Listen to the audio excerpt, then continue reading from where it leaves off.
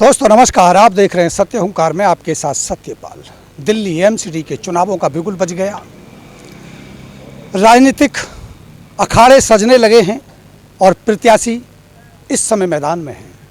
मेरे साथ वार्ड 184 से श्रीचंद बोहरा जी प्रत्याशी के तौर पर उनकी पत्नी हेमा जी हैं। जानेंगे कि किन मुद्दों को लेकर चुनावी मैदान में हैं। सबसे पहले स्वागत करते हैं बोहरा जी, बहुत बहुत स्वागत है। हाँ, धन्यवाद सर।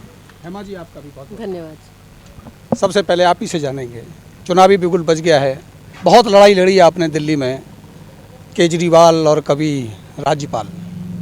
क्या अब की बार भी ऐसी ही लड़ाई की कोई अंदेशे हैं?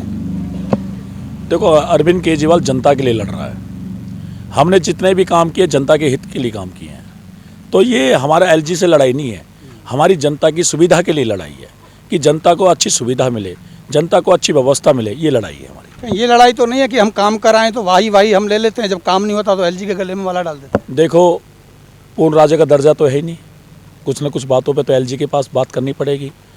आज हमने कहा था कि डोर डोर राशन पहुंचना चाहिए, हम पंजाब में कर रहे हैं, वहाँ भी तो एलजी बैठे हुए हैं, लेकिन वहाँ पूर्ण राज्य का दर्जा है, वहाँ एक मुख्यमंत्री को पावर है।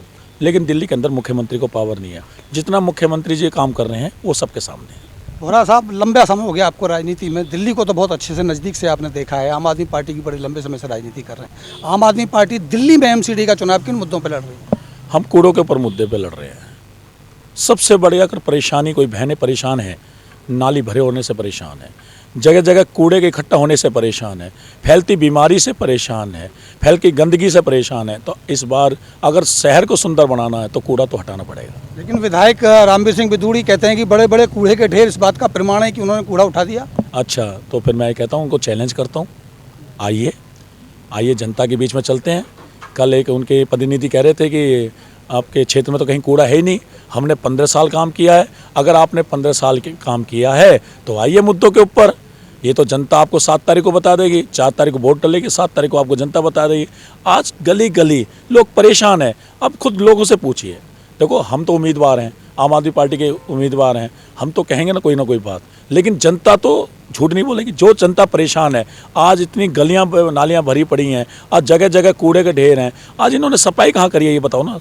इन्होंने 3 कूड़े के पहाड़, आज 16 का पहाड़ बनाने जा रहे हैं, गली गली एक कूड़े के पहाड़ बनाने जा रहे हैं। आज जनता त्राही त्राही कर रही है कि कूड़ा कौन उठाएगा। अगर कूड़ा, आज जनता को विश्वास है, जो दिल्ली में विधानसभा में काम करके दिखला रहे हैं अरविंद केजरीवाल, वही एमसीडी में सरकार बना रहे हैं, वही कूड़ा उठाएंगे। वार्ड 184 महिला रिजर्व सीट है, आपकी धर्मपत्नी चुनावी मैदान में है। अगर चुनाव जीत जाती तो पार्षद आप होंगे या हेमा जी? देखो, सबसे बड़ी चीज़ है, मैं विधानसभा अध्यक्ष हूँ आम आदमी पार्टी का। मेरा काम है पूरी विधानसभा में आम आदमी पार्टी के लिए काम करना, जगह जगह वार्डों में पार्टी के लिए वोट मांगना। इस बार ये महिला सीट है और कर्मठ कार्यकर्ता होने के नाते हेमा जी ने लगातार गलियों में लोगों की इस बात को सुनी है। अब जब पार्षद हेमा है तो समस्या तो इन्हीं को हल करनी पड़ेगी, लेकिन इनके सहयोगी के रूप में, आम आदमी पार्टी के पदाधिकारी के रूप में और एक पति के रूप में एक फर्ज मेरा बनता है कि मैं उसके साथ कदम से कदम मिलाकर उसके साथ चलूँ। सहयोगी रहेंगे। हेमा जी, बहुत बहुत स्वागत है। महिला रिजर्व सीट हो गई है, महिलाओं की सशक्तिकरण की हम बात कर रहे हैं। क्या आप अपने वार्ड 184 की समस्याओं से वाकिफ़ हैं? क्या समस्या है जी, सबसे बड़ी समस्या तो नालियाँ साफ नहीं हो रही और कूड़ा नहीं उठ रहा। सबसे बड़ी समस्या तो भी यही है फिलहाल। महिलाओं के लिए क्या? महिलाओं की ही है ये समस्या, क्योंकि आदमी तो निकल जाते हैं सुबह और महिलाएं पीछे रह जाती है, तो उनकी सबसे बड़ी समस्या फिलहाल तो यही है। क्या कारण मानते हैं इसके पीछे? कारण बीजेपी, जो बीजेपी का पार्षद है पिछले 5 साल से, उसने कोई काम नहीं किया। दावे तो उनके भी बहुत बड़े हैं। दावे तो सभी करते हैं, काम करके दिखाइए ना। दावे करने मैंने जनता से बात की, लोगों से बात की, रिव्यू लिए रोड पर जा करके, तो मुझे पता चला कि यहाँ अवैध वसूली होती है, यहाँ पुलिस वाले आते हैं, पैसा लेते हैं। क्या है मामला, क्या वास्तविकता है ये? जी बिल्कुल, एमसीडी में बैठे जो बीजेपी के पार्षद है वो कंप्लेंट कर देते हैं। लेंटर डलता है, समरसीवर डलता है, उसकी कंप्लेंट कर देते, फिर पैसा देना पड़ता है लोगों को। ये भी बहुत बड़ा इशू है यहाँ का। क्यों देते हैं लोग, जनता क्यों पैसा देती है? पैसा देना पड़ता है, जब घर बनवाना है तो पैसा देना पड़ेगा, नहीं तो घर तोड़ के चले जाते हैं अगर पैसा नहीं देते तो। श्रीचंद जी, एक बड़ी मुश्किल है इस पूरे क्षेत्र में, बड़ी लंबे समय से राजनीति हुई है, ये तोड़फोड़ पे पैसा वसूला क्यों जाता है? देखो, सबसे बड़ी चीज़ है ये, इसका जवाब भाजपा के विधायक साहब देंगे।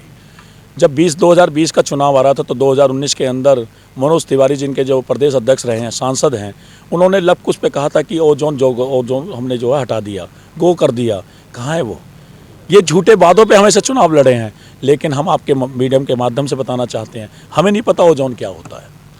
अगर जनता को, क्षेत्र की जनता को वोट डालने का अधिकार है तो उन्हें मकान बनाने का अधिकार पूरा दिया जाएगा। आम आदमी पार्टी की सरकार बनने के बाद कोई वसूली नहीं की जाएगी, प्रशासन वाला गली में नहीं घुस पाएगा, और एमसीडी वाला कंप्लेंट करे तो हम कंप्लेंट तो हमारे पास ही आएगी। लेकिन क्योंकि आज कंप्लेंट होती है तो बीजेपी के लोगों के पास जाती है, क्योंकि विधायक कौन है? बीजेपी का, केंद्र में सरकार बीजेपी की, मेयर बीजेपी का, एलजी बीजेपी का, इस कमेटी का मेंबर बीजेपी का, चारों तरफ तो बीजेपी वाले बैठे हुए हैं। अगर वो वसूली के अलावा काम नहीं करेंगे तो क्या कर रहे हैं? जनता के हित की बात नहीं करते, वो वसूली की बात करते हैं। सवाल सबसे बड़ा ये है कि इस वसूली का बात क्यों आती है? आज आप कह रहे हैं हम घुसने नहीं देंगे, अगर यहाँ ओजोन लगा रहेगा, अगर ओजोन की बात रहेगी तो पुलिस वाले तो आकर रोकेंगे। ओजोन में तो आप घर बना नहीं सकते। नहीं, कमिश्नर का ऑर्डर है 2014 का। पुलिस को पैसे बात तो अधिकार नहीं है। पुलिस को किसी का घर बनाने का अधिकार नहीं है, पुलिस को किसी का घर को रोकने का अधिकार नहीं है। ये बाकायदा संविधान में लिखा हुआ है, उनका ऑर्डर पास हुआ पड़ा है। पुलिस वाले कौन होते हैं? जनता से बड़ी कोई चीज़ नहीं है। मैं वही तो कहना चाहता हूँ कि ये एमसीडी का काम है, और जब हम वोट मांगते हैं तो जब ओजोन कहाँ चला जाता है, तो अगर उनका वोट डालने का अधिकार है, वही मैं आपसे कहना चाहता हूँ। मुझे नहीं पता, मैं फिर आपके माध्यम से कह रहा हूँ, रामवीर जी को ओजोन पता होगा और पार्टियों को ओजोन पता होगा, लेकिन मुझे इतना पता है कि गरीब आदमी के मकान को बनाना है, प्रशासन को उनको बचाना है, नाली को सफा करना है, कूड़ों को उठाना है, युवाओं को रोजगार की बात करनी है, पेंशन की बात करनी है, उनके इलाज की बात करनी है, अच्छे स्कूलों की बात करनी है, अच्छे पार्कों की बात करनी है, और जगह जगह हर गली के बाहर कूड़े का डस्टबिन लगाएंगे, जिससे कि गली का सारा कूड़ा एक जगह जाए, गाड़ी आराम से उठाए और उसको सफाई, उसकी व्यवस्था बनी रहे। लेकिन सवाल सबसे बड़ा श्रीचंद जी ये है कि ओजोन को लाने वाले भी तो आप ही के नेता थे, जो आज आम आदमी पार्टी के नेता बन गए। पहले कभी राम सिंह नेताजी कांग्रेस में हुआ करते थे, उन्होंने ओजोन लगा दिया, उनका तो यही आरोप है। तो क्या यहाँ आके अब वो गंगा ना गए? देखो, मैंने वही बताया ना, आरोप प्रत्यारोप की राजनीति नहीं करनी मुझे। किसने लगाया, किसने नहीं लगाया, आज पर्सन इस बात करनी है किसने लगाया। आज पर्सन ये है कि ओजोन कैसे हटे, कैसे हटे, इस पे मुद्दों पे बात करें ना नेता। आज भाजपा के विधायक साहब इस बात पे मुद्दे पे बात करें। अगर दिल्ली सरकार की इसमें ज़रूरत है, मैं पिछले 4 साल से चिल्ला रहा हूँ, दिल्ली सरकार की ज़रूरत है। दिल्ली सरकार इसमें क्या कर सकती है, केंद्र इसमें क्या कर सकते, तो केंद्र के लिए वो बताएं, दिल्ली सरकार क्या कर सकते उसके बारे में हमें बताएं, हम मिलके जो ओजोन हटाएं। क्योंकि आज ओजोन से जनता प्रेरित है, चाहे वो बीजेपी को वोट देने वाला आदमी हो, चाहे वो कांग्रेस को वोट देने वाला आदमी हो, चाहे आम आदमी पार्टी को, तरस सारी जनता है। जनता के बारे में सोचना है, हमें अपनी राजनीति के बारे में सोचना। क्या जनता एक बार फिर उस जाल में नहीं फंसेगी कि आम आदमी वाले हटाने नहीं देते ओजोन, हम हटाना चाहते हैं? वो कहेंगे आम आदमी की जिम्मेदारी ओजोन हटाएगा, और आम आदमी वाले कहेंगे केंद्र हटाएगा, फिर उसी वहीं आ जाएगी। क्यों ना हम एमसीडी भी और सारी सरकार एक तरफ देके और हम ओजोन को हटाने की बात कर लें? क्या ऐसा नहीं? मैं वही तो बताना चाहता हूँ, नीयत होनी चाहिए काम करने की। आम आदमी पार्टी के कार्यकर्ताओं में नीयत है, आम आदमी पार्टी के कार्यकर्ताओं में, नेताओं में नीयत है। दिल्ली में हमारी सरकार है, एमसीडी में हमारी सरकार बन रही है, जैतपुर वार्ड के अंदर आम आदमी पार्टी का पार्षद होगा, मीठापुर में आम आदमी पार्टी का पार्षद होगा, हरिनगर के आम आदमी पार्टी का पार्षद होगा। जब नहर पार 3 पार्षद होंगे, दिल्ली में सरकार हमारी होगी, तो कौन रोक पाएगा उनके मकानों को? हमारा मकसद ये है कि उनके मकान बने, हमारा मकसद है उनकी सफाई हो, हमारा मकसद नहीं है कि खाली ओजोन के ऊपर राजनीति करें। यही मैं आपसे कहना चाहता हूँ। हेमा जी, अगर आप पार्षद बनते हैं तो पति का सहारा लेके पार्षदी चलाएंगे या? नहीं, खुद चलाऊंगी। हाँ, खुद चला सकती हूँ मैं। जी क्या कितनी पढ़ाई लिखी की? जी 12th। तो राजनीति में तो आप कभी रहे नहीं, फिर कैसे राजनीतिक सत्ता को चलाएंगे? पिछले 15 साल से मैं भी राजनीति में हूँ इनके साथ, मुझे सारे मुद्दे पता है। मैं कार्य करता हूँ, पिछले 15 सालों से कार्य करता हूँ, इनके कदम से कदम मिला के चली हुई हूँ। तो ऐसे नहीं कह सकते कि मैं राजनीति में नहीं हूँ। मुझे बेसिक प्रॉब्लम सारी पता है, यहाँ की तो सारी पता है। सबसे बड़ी चीज़ एक और बताना चाहता हूँ, आपका प्रश्न बड़ा अच्छा है। अगर कोई नारी परिवार की चुनाव लड़ती है तो उससे ये पूछा जाता है कि आप राजनीति कैसे करोगे। राजनीति में लाने वाली नारी ही पुरुष को लाती है। उसको पता है कि जब क्षेत्र में लोग घर में मिलने आते हैं तो उसकी व्यवस्था कौन करती है, कि वो नारी करती है।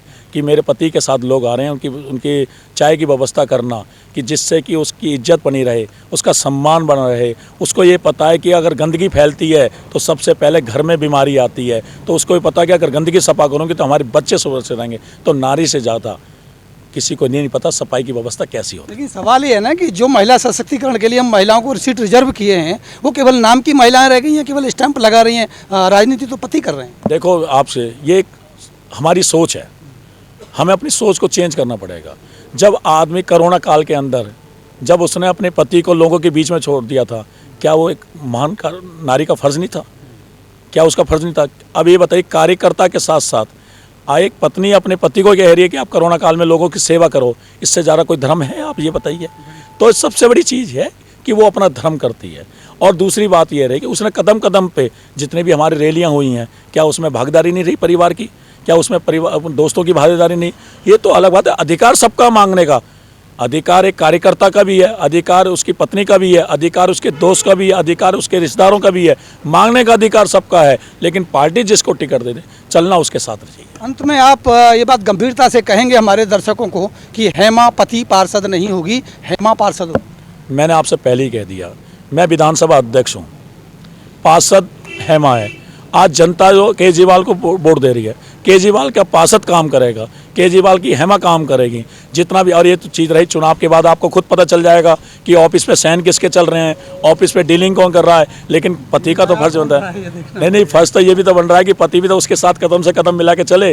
अरे जितने मेरे साथी बैठे हुए हैं ये सब पार्षद हैं। आज सारा कार्यकर्ता मेरा पार्षद बनेगा, आज हेमा पार्षद नहीं बनेगी, आम आदमी पार्टी का एक साथी का पार्षद बनेगा। चलिए, ये आपका बड़प्पन है, लेकिन देखा अमूमन यही जाता है कि जहाँ भी महिला प्रत्याशी आते हैं वहाँ केवल पति पार्षद के तौर पर उन महिलाओं को पहचाना जाता है। अगर हेमा जी आगे बढ़ती हैं, पार्षद बनती हैं और पति पार्षद ना लगा के अगर हेमा पार्षद बनती हैं तो हमारी शुभकामनाएं भी हैं। बड़ी ही बेबाकी से अपने सवालों का जवाब देते हुए हेमा जी ने भी दिया है और इस पर नज़र भी हमारी बनी है। माहौल क्या बनेगा कहा नहीं जा सकता, चुनावी दौर अभी शुरुआत में हुआ है, अभी देखना होगा आने वाले समय में किस तरह के भारी और कमज़ोर परिणाम देखने को मिलेंगे। हमारी नज़र इस पर बनी रहेगी। जुड़े रहिए हमारे साथ और देखते रहिए सत्य ओंकार। बहुत बहुत धन्यवाद आप लोगों का। नमस्कार।